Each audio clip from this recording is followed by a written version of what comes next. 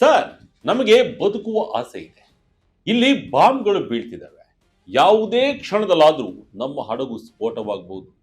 ದಯವಿಟ್ಟು ನಮ್ಮನ್ನ ಇಲ್ಲಿಂದ ಹೊರಗೆ ಕರೆದೊಯ್ಯಿರಿ. Please help me sir. ಇದು ಯಾವುದೇ ಸಿನಿಮಾ ಡೈಲಾಗ್ ಅಲ್ಲ, ಕಾಲ್ಪನಿಕ ಕಥೆಯಲ್ಲ. ಇದು ಮಧ್ಯರಾತ್ರಿ 3 ಗಂಟೆಗೆ ಸಹಾಯಕ್ಕಾಗಿ ಕೇಳಿ ಬಂದ ಒಬ್ಬ ನಾವಿಕನ ಆಕ್ರಂದನ ಧ್ವನಿ. ಒಂದೆಡೆ ಸಮುದ್ರ ಅಲೆಗಳ ಅಬ್ಬರ, ಇನ್ನೊಂದೆಡೆ ಯುದ್ಧದ ಕಾರ್ಮೋಡ. ಮಧ್ಯಪ್ರಾಚ್ಯದ ಯುದ್ಧ 5ನೇ ವಾರಕ್ಕೆ ಕಾಲಿಡುತ್ತಿದ್ದಂತೆ ಇಡೀ ಜಗತ್ತಿನ ಕಣ್ಣು ಈಗ ಹಾರ್ಮುಜ್ ಜಲಸಂಧಿಯ ಮೇಲಿದೆ. ಇಲ್ಲಿ ನಿಂತಿರುವುದು ಕೇವಲ 2,000 ಬೃಹತ್ ಹಡಗುಗಳಲ್ಲ, ಬದಲಾಗಿ ಆ ಹಡಗುಗಳಲ್ಲಿ ಉಸಿರುಗಟ್ಟಿದ ಸ್ಥಿತಿಯಲ್ಲಿರುವ 20,000 ನಾವಿಕರ ಬದುಕು. ಊಟವಿಲ್ಲ, ಕುಡಿಯಲು ಹನಿ ನೀರಿಲ್ಲ, ಮನೆಗೆ ಮರಳಲು ದಾರಿಯೇ ಕಾಣದಂತಹ ದಾರುಣ ಸ್ಥಿತಿ ಎದುರಾಗಿದೆ. ಹಾಗಿದ್ರೆ ಅಲ್ಲಿ ಸಿಲುಕಿರುವ ನಾವಿಕರ ಕಥೆ ಏನು? ಅವರನ್ನ ವಾಪಸ್ ಕರೆತರಲು ಸಾಧ್ಯವಿಲ್ವಾ? ಈಗ ಅವರ ಪರಿಸ್ಥಿತಿ ಹೇಗಿದೆ? ಡೀಟೇಲ್ ಆಗಿ ನೋಡ್ತಾ ಹೋಗೋಣ ಬನ್ನಿ. 2,000 ಹಡಗು, 20,000 ನಾವಿಕರು, ಲಾಭ. ಬದುಕುವ ಆಸೆಯೇ ಕೈಬಿಟ್ಟ ನಾವಿಕರು. ಇರಾನ್ ಇಸ್ರೇಲ್ ಯುದ್ಧ ಕೇವಲ ದೇಶದೊಳಗಿನ ಜನರಿಗೆ ಮಾತ್ರವಲ್ಲ, ಸಮುದ್ರದಲ್ಲಿ ದುಡಿಯುವ ನಾವಿಕರನ್ನ ಬಿಟ್ಟಿಲ್ಲ. ಈಗಾಗಲೇ ಯುದ್ಧದಿಂದ ಸಾವಿರಾರು ಮಂದಿ ಪ್ರಾಣ ಬಿಟ್ಟಿದ್ದಾರೆ. ಸಾವು ಬದುಕಿನ ಮಧ್ಯೆ ಹೋರಾಡ್ತಿದ್ದಾರೆ. ಆದ್ರೆ ಈಗ ಬಂದಿರುವ ವರದಿ ಕೇಳಿದ್ರೆ ಎಂಥವರಿಗೂ ಕರುಳು ಕಿವುಚಿತ್ತೆ. ಒಂದಲ್ಲ ಎರಡಲ್ಲ, ಬರೋಬ್ಬರಿ 20,000 ನಾವಿಕರ ಬದುಕು ಅತಂತ್ರವಾಗಿದೆ. ನಾವು ಬದುಕುಳಿಯುವುದೇ ಕಷ್ಟ ಅಂತಿದ್ದಾರೆ ಅಲ್ಲಿನ ನಾವಿಕರು. ಹೌದು, ಇರಾನ್ ಇಸ್ರೇಲ್ ಯುದ್ಧದಿಂದಾಗಿ ಹಾರ್ಮುಜ್ ಜಲಸಂಧಿ ಬಂದ್ ಆಗಿದೆ. ಅಲ್ಲಿ ಯಾವುದೇ ಹಡಗುಗಳು, ಅಂದ್ರೆ ತೈಲ ಹೊತ್ತ ಹಡಗುಗಳು ಎಲ್ಲಿಯೂ ಹೋಗದಂತೆ ತಡೆ ಹಿಡಿಯಲಾಗಿದೆ. ಸಮುದ್ರದಲ್ಲೇ ನಾವಿಕರು ದಿನ ದುಡ್ತಾ ಇದ್ದಾರೆ. ಒಮ್ಮೆ ಊಹಿಸಿಕೊಳ್ಳಿ ಅಲ್ಲಿನ ಬದುಕು ಹೇಗೆ ಇರುತ್ತೆ ಅಂತ. ಕುಡಿಯಲು ನೀರು ಬೇಕು, ಆಹಾರ ಬೇಕು ಅಲ್ವಾ? ಒಂದೇ ದಿನ ಆದ್ರೆ ಓಕೆ, 2 ದಿನ ಆದ್ರೂ ಓಕೆ.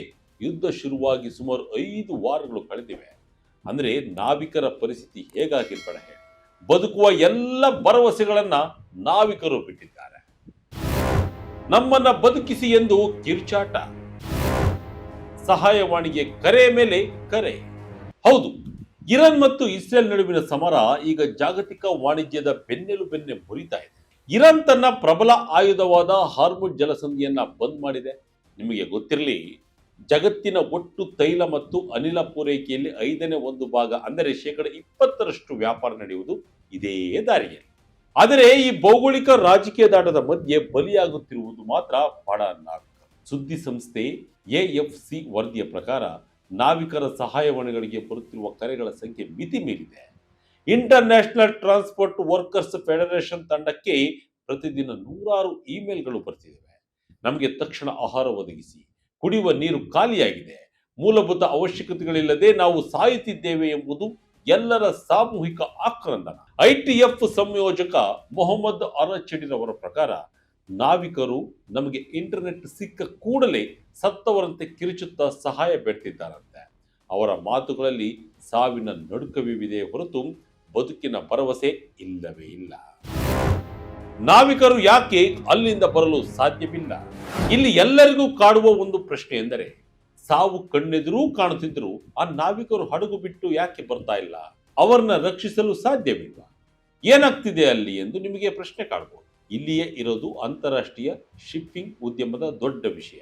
ಮಧ್ಯಪ್ರಾಚ್ಯದ ಈ ಭಾಗವನ್ನ ಅಧಿಕೃತವಾಗಿ ಯುದ್ಧ ವಲಯ ಎಂದು ಘೋಷಿಸಲಾಗಿದೆ. ನಿಯಮದ ಪ್ರಕಾರ ಯುದ್ಧ ವಲಯದಲ್ಲಿ ಸಿಲುಕಿದ ನಾವಿಕರಿಗೆ ಕಂಪನಿಯೇ ತನ್ನ ಸ್ವಂತ ಖರ್ಚಿನಲ್ಲಿ ಮನೆಗೆ ಕಳುಹಿಸಿಕೊಡಬೇಕು ಮತ್ತು ಅಲ್ಲಿ ಕೆಲಸ ಮಾಡುವವರಿಗೆ ದುಪ್ಪಟ್ಟು ಸಂಬಳ ನೀಡಬೇಕು. ಆದರೆ ಕಹಿ ಸತ್ಯವೆಂದರೆ, ಇಲ್ಲಿರುವ ಅರ್ಧಕ್ಕೂ ಹೆಚ್ಚು ಹಡಗುಗಳು ಇಂತಹ ಯಾವುದೇ ಅಧಿಕೃತ ಒಪ್ಪಂದಗಳನ್ನು ಮಾಡಿಕೊಂಡಿರಲಿಲ್ಲ. ಹಡಗು ಮಾಲೀಕರು ಲಾಭದ ಆಸೆಗಾಗಿ ನಾವಿಕರನ್ನ ಬಲವಂತವಾಗಿ ಅಲ್ಲಿಯೇ ಉಳಿಸಿಕೊಳ್ತಿದ್ದಾರೆ. ಮಾರ್ಚ್ 18ರಂದು ಒಬ್ಬ ನಾವಿಕ ಕಳುಹಿಸಿದ ಇಮೇಲ್ ನಿಮ್ಮ ಎದೆಯನ್ನ ಚುಚ್ಚುತ್ತದೆ. ನಮ್ಮ ಆಪರೇಟರ್ಗಳು ನಮ್ಮ ಸುರಕ್ಷತೆಯ ಬಗ್ಗೆ ತಲೆಕೆಡಿಸಿಕೊಳ್ತಿಲ್ಲ. ಬಾಂಬ್ ಬೀಳುವ ಜಾಗದಲ್ಲೂ ನಮ್ಮನ್ನು ಬಲವಂತವಾಗಿ ಸರಕು ವರ್ಗಾವಣೆ ಕೆಲಸದಲ್ಲಿ ತೊಡಗಿಸಿದ್ದಾರೆ. ನಮಗೆ ಅಲ್ಲಿಂದ ಓಡಿ ಹೋಗಲು ಯಾವುದೇ ಆಯ್ಕೆಯನ್ನ ಅವರು ಉಳಿಸಿಲ್ಲ ಎಂದು ಆತ ಬರೆದಿದ್ದಾನೆ. ಇದನ್ನು ಕೇಳುತ್ತಿದ್ದರೆ ಅಲ್ಲಿನ ಪರಿಸ್ಥಿತಿ ಹೇಗಿದೆ ಅನ್ನೋದು ಕ್ಲಿಯರ್ ಆಗಿ ಗೊತ್ತಾಗ್ತಾ ಇದೆ. ಕೂಲಿಗಾಗಿ ಜೀವ ಮುಡಿಪಿಟ್ಟ ನಾವಿಕರು. ನಾವಿಕರ ಜೀವನ ಎಷ್ಟು ಅಗ್ಗವಾಗಿದೆ ಅಂದ್ರೆ, ಅವರ ಸಂಬಳದ ಬಗ್ಗೆ ಕೇಳಿದ್ರೆ ನೀವು ಆಶ್ಚರ್ಯ ಪಡ್ತೀರಿ. ಐಟಿಎಫ್ ತಂಡಕ್ಕೆ ಬಂದಿರುವ 50% ಇಮೇಲ್ಗಳು ಕೇವಲ ಸಂಬಳದ ಬಗ್ಗೆನೇ ಇವೆ. ಅಪಾಯಕಾರಿ ಯುದ್ಧ ವಲಯದಲ್ಲೂ ನಾವಿಕರು ಯಾಕೆ ಇರಲು ಬಯಸುತ್ತಾರೆ ಗೊತ್ತಾ? ಯಾಕೆಂದ್ರೆ ಅವರಿಗೆ ಬಡತನ. ಒಬ್ಬ ನಾವಿಕ ದಿನಕ್ಕೆ $16 ಅಂದರೆ ಸುಮಾರು ₹1300 ಸಂಬಳ ದುಡಿತಿದ್ದಾನೆ. ಸಾವು ಎದುರಿಗಿದ್ದರೂ ಆತ ಮಾಲೀಕರಿಗೆ ಇಮೇಲ್ ಮಾಡಿ, ಸರ್, ನಾನು ಯುದ್ಧದ ವಲಯದಲ್ಲಿದ್ದೇನೆ, ನನ್ನ ಸಂಬಳವನ್ನ $16 $32 ಏರಿಸುತ್ತೀರಾ ಎಂದು ಕೇಳಿದ್ದಾನೆ. ಅಂದರೆ ಒಂದು ದಿನದ ಬದುಕಿಗೆ ಆತ ಹೆಚ್ಚುವರಿಯಾಗಿ ಕೇಳುತ್ತಿರುವುದು ಕೇವಲ ₹1300 ಮಾತ್ರ. ಇಷ್ಟು ಕಡಿಮೆ ಸಂಬಳಕ್ಕೆ ಕೆಲಸ ಮಾಡಿಸಿಕೊಳ್ಳುವ ಮಾಲೀಕರು ಅವರಿಗೆ ಯಾವುದೇ ಜೀವ ವಿಮೆ ಅಥವಾ ಸುರಕ್ಷತೆಯನ್ನ ನೀಡಿಲ್ಲ ಎಂಬುದು ಅತ್ಯಂತ ದುರಂತರದ ವಿಷಯ. ನಾವಿಕರನ್ನ ರಕ್ಷಿಸಲು ಸಾಧ್ಯವಿಲ್ವಾ? ಇನ್ನು ಈ ವಿಷಯ ಕೇಳಿದ್ರೆ ನಿಜಕ್ಕೂ ಶಾಕ್ ಆಗುತ್ತೆ. ಹಡಗುಗಳ ವ್ಯವಸ್ಥೆ ಹೇಗಿರುತ್ತೆ ಅಂದ್ರೆ ಅದನ್ನ ವೈಡ್ ವರದಿಯು ಒಂದು ಚಿಕ್ಕ ಚಕ್ರವ್ಯೂಹಕ್ಕೆ ಹೋಲಿಸಿದೆ. ಒಂದು ಹಡಗಿನ ಮಾಲೀಕ ಒಂದು ದೇಶದವನಾಗಿರುತ್ತಾನೆ, ಆದರೆ ಹಡಗು ನೋಂದಣಿಯಾಗಿರುವುದು ತೆರಿಗೆ ರಿಯಾಯಿತಿ ಇರುವ ಪನಾಮಾ ಅಥವಾ ಲೈಬೀರಿಯಾದಂತಹ ದೇಶಗಳಲ್ಲಿ. ಅದರ ನಿರ್ವಹಣೆ ಮಾಡುವ ಕಂಪನಿ ಮತ್ತೊಂದು ದೇಶದಲ್ಲಿರುತ್ತೆ. ಆದರೆ ಅದರಲ್ಲಿ ಕೆಲಸ ಮಾಡುವ ನಾವಿಕರು ಫಿಲಿಪೈನ್ಸ್, ಭಾರತ ಅಥವಾ ಶ್ರೀಲಂಕಾದವರಾಗಿರ್ತಾರೆ. ಈಗ ಆ ನಾವಿಕರು ಬಿಕ್ಕಟ್ಟಿನಲ್ಲಿ ಸಿಲುಕಿದಾಗ ಯಾರು ಜವಾಬ್ದಾರಿ ತೆಗೆದುಕೊಳ್ಬೇಕು?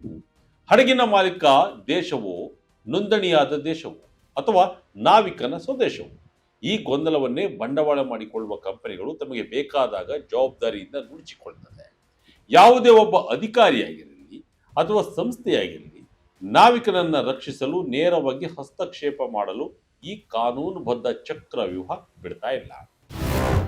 ಹಡಗಿನಲ್ಲೇ ಜೀವ ಬಿಟ್ಟ 10 ನಾವಿಕರು. ಎಸ್, ಇದು ನಿಜಕ್ಕೂ ದುರಂತವೇ ಸರಿ. ಹೊಟ್ಟೆಪಾಡಿಗಾಗಿ ದುಡಿಯಲು ಹೋದವರು ನಡುವು ಸಮುದ್ರದಲ್ಲಿ ಜೀವ ಬಿಟ್ಟಿದ್ದಾರೆ. ಬರೋಬ್ಬರಿ 10 ಮಂದಿ ನಾವಿಕರು ಸಾವನ್ನಪ್ಪಿದ್ದಾರೆ ಎಂದು ವರದಿಯಾಗಿದೆ. ಅಂತಾರಾಷ್ಟ್ರೀಯ ಕಡಲ ಸಂಸ್ಥೆಯ ಪ್ರಕಾರ ಸಂಘರ್ಷ ಆರಂಭವಾದ ದಿನದಿಂದ ಈವರೆಗೆ ಸುಮಾರು 19 ಹಡಗುಗಳ ಮೇಲೆ ಗಂಭೀರ ದಾಳಿಗಳಾಗಿವೆ. ದುರಂತವೆಂದರೆ ಈ ದಾಳಿಗಳಲ್ಲಿ ಈವರೆಗೆ 10 ಮಂದಿ ನಾವಿಕರು ಬಲಿಯಾಗಿದ್ದಾರೆ. ಇರಾನ್ ದೇಶವು ಹಾರ್ಮುಜ್ ಜಲಸಂಧಿಯನ್ನು ದಾಟಲು ಪ್ರಯತ್ನಿಸುವ ಯಾವುದೇ ದೇಶದ ಹಡಗನ್ನ ಹೊಡೆದು ಉಳಿಸುವುದಾಗಿ ಬಹಿರಂಗವಾಗಿ ಎಚ್ಚರಿಕೆ ನೀಡಿದೆ. ಫೆಬ್ರವರಿ 28ರಂದು ಅಮೆರಿಕ ಮತ್ತು ಇಸ್ರೇಲ್ ಜಂಟಿಯಾಗಿ ಇರಾನ್ ಮೇಲೆ ದಾಳಿ ನಡೆಸಿದ ನಂತರ ಇರಾನ್ ಪ್ರತಿರೋಧವಾಗಿ ಹಾರ್ಮುಜ್ ಜಲಸಂಧಿಯ ಮೇಲೆ ತನ್ನ ಹಿಡಿತವನ್ನ ಬಿಗಿಗೊಳಿಸಿದೆ. ಯಾವುದೇ ಹಡಗುಗಳು ಜಲಸಂಧಿ ದಾಟದಂತೆ ನೋಡಿಕೊಳ್ತಾ ಇದೆ. ಪ್ರತಿಯೊಬ್ಬ ನಾಗರಿಕನ ಮೇಲೂ ಎಫೆಕ್ಟ್. ಈ ಹಾರ್ಮುಜ್ ಬಿಕ್ಕಟ್ಟು ಕೇವಲ 20,000 ನಾವಿಕರ ಸಮಸ್ಯೆ ಅಲ್ಲ, ಇದು ಪ್ರತಿಯೊಬ್ಬ ನಾಗರಿಕನ ಮೇಲೂ ಪರಿಣಾಮ ಬೀರ್ತಾ ಇದೆ. ಭಾರತ ಮತ್ತು ಚೀನಾದಂತಹ ಏಷ್ಯಾದ ರಾಷ್ಟ್ರಗಳು ತಮ್ಮ 60%ಕ್ಕೂ ಹೆಚ್ಚು ತೈಲ ಅಗತ್ಯಗಳಿಗಾಗಿ ಈ ದಾರಿಯನ್ನೇ ನಂಬಿಕೊಂಡಿವೆ. ಹಾರ್ಮುಜ್ ಬಂದಾದರೆ ಜಾಗತಿಕವಾಗಿ ತೈಲ ಬೆಲೆ ಗಗನಕ್ಕೇರುತ್ತವೆ. ಇದು ಸಾಗಾಟ ವೆಚ್ಚವನ್ನು ಹೆಚ್ಚಿಸಿ ದಿನಬಳಕೆಯ ವಸ್ತುಗಳ ಬೆಲೆ ಏರಿಕೆಗೆ ಕಾರಣವಾಗುತ್ತವೆ. ಈಗಾಗಲೇ ಪೆಟ್ರೋಲ್, ಡೀಸೆಲ್, ಗ್ಯಾಸ್ ಬೆಲೆಗಳು ಹೆಚ್ಚಾಗಿವೆ. ತರಕಾರಿ ದಿನಸಿ ಬೆಲೆಗಳು ಕೂಡ ಹೆಚ್ಚಾಗಿವೆ. ಇನ್ನೊಂದೆಡೆ ಅಂತಾರಾಷ್ಟ್ರೀಯ ಮಟ್ಟದಲ್ಲಿ ಅಮೆರಿಕ ಮತ್ತು ಇರಾನ್ ನಡುವಿನ ಶೀತಲ ಸಮರವು ಹಡಗುಗಳನ್ನು ತನ್ನ ಪಟ್ಟಭದ್ರ ಹಿತಾಸಕ್ತಿಗೆ ಬಳಸಿಕೊಳ್ಳುತ್ತದೆ. ನಾವಿಕರು ಇಲ್ಲಿ ಕೇವಲ ಮಾನವ ಗುರಾಣಿಗಳಾಗಿ ಬಳಕೆಯಾಗ್ತಿದ್ದಾರೆ ಎಂಬುದು ಕಹಿ ಸತ್ಯ.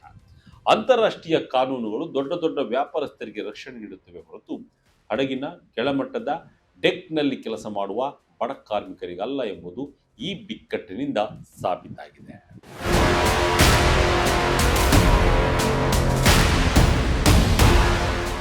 ಒಟ್ಟಿನಲ್ಲಿ ಇದು ಕೇವಲ 2 ದೇಶಗಳ ನಡುವಿನ ಭೌಗೋಳಿಕ ಸಂಘರ್ಷವಲ್ಲ, ಇದು 20,000 ಕುಟುಂಬಗಳ ಎದೆ ಒಡೆಯುವ ಅಳಲು. ಇಡೀ ಜಗತ್ತು ಆರ್ಥಿಕ ಜಿಡಿಪಿ ಮತ್ತು ತೈಲದ ಬೆಲೆಯ ಬಗ್ಗೆ ಲೆಕ್ಕಾಚಾರ ಹಾಕ್ತಿದ್ರೆ ಅತ್ತ ನಡು ಸಮುದ್ರದ ಬೃಹತ್ ಹಡಗುಗಳಲ್ಲಿ ಉಸಿರು ಬಿಗಿ ಹಿಡಿದುಕೊಂಡು ಕುಳಿತಿರುವ ನಾವಿಕರ ಕಣ್ಣೀರು ಯಾರಿಗೂ ಕಾಣ್ತಾ ಇಲ್ಲ. ಅವರವರ ಮಕ್ಕಳನ್ನ ಕಳೆದುಕೊಂಡು ಕುಟುಂಬಸ್ಥರು ಕೂಡ ಅನಾಥರಾಗಿದ್ದಾರೆ. ಆದಷ್ಟು ಬೇಗ ಅವರ ರಕ್ಷಣೆಗೆ ಸಂಬಂಧಪಟ್ಟ ಅಧಿಕಾರಿಗಳು ಆಗಿರಬಹುದು, ಸರ್ಕಾರದ ಆಗಿರಬಹುದು, ಕೂಡಲೇ ಧಾವಿಸಬೇಕು. ಸದ್ಯಕ್ಕೆ ಅವರಿಗೆ ಬೇಕಾದ ಆಹಾರ, ನೀರು, ಬೇಸಿಕ್ ಥಿಂಗ್ಸ್ಗಳನ್ನ ಪೂರೈಸಬೇಕಿದೆ. ಇದಾಗಿತ್ತು ಈ ಕ್ಷಣದ ಅಪ್ಡೇಟ್. ಇದೇ ರೀತಿಯ ಅಪ್ಡೇಟ್ಗಾಗಿ Vijaya Karnataka website, YouTube page, Facebook page follow ಮಾಡ್ತಾ ಇರಿ. ಧನ್ಯವಾದಗಳು.